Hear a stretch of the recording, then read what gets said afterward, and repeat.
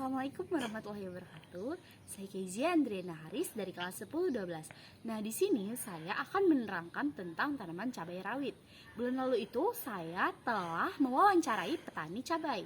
Dan sekarang saya akan menerangkan cabai-cabai dan beserta struktur fungsinya lebih rincinya. Stay tune. Jadi di sini kita akan membahas 4 poin tentang tanaman cabai rawit. Nah, yang pertama itu kita akan membahas tentang nama ilmiahnya.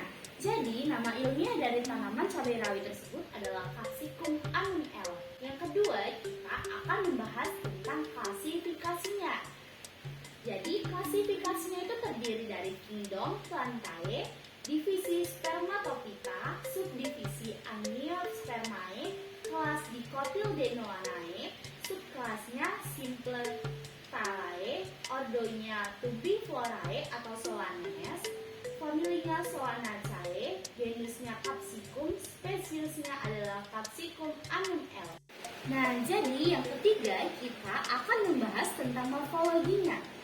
Jadi, di sistem morfologinya itu yang ada di sistem pucuknya terdiri dari 1. Bunganya, kedua buahnya, ketiga batang, keempat daunnya, kelima buku, keenam ruasnya, dan ketujuh pucuknya.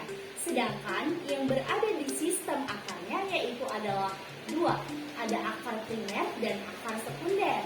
Yang keempat kita akan membahas tentang autonominya. Jadi autonominya itu merupakan batang tanaman cabai. Batang utama tanaman cabai tegak lurus dan kokoh, tinggi sekitar 30-40 cm dan diameter batang sekitar 1,5 hingga 3,0 cm. Yang kedua itu adalah akar tanaman cabai. Perakaran tanaman cabai merupakan akar tunggang yang terdiri atas akar utama, primer, dan akar lateri, sekunder. Dari akar lateri keluar serabut-serabut akar tersier. Panjang akar primer berkisar 35-50 cm. Akar lateral menyebar dengan panjang berkisar 35 hingga 45 cm. Yang ketiga adalah daun tanaman cabai.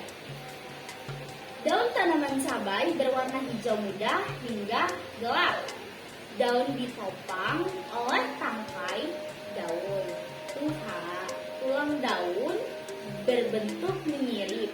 Secara keseluruhan, bentuk daun tanaman cabai besar adalah lonjong dengan ujung yang agak meruncing.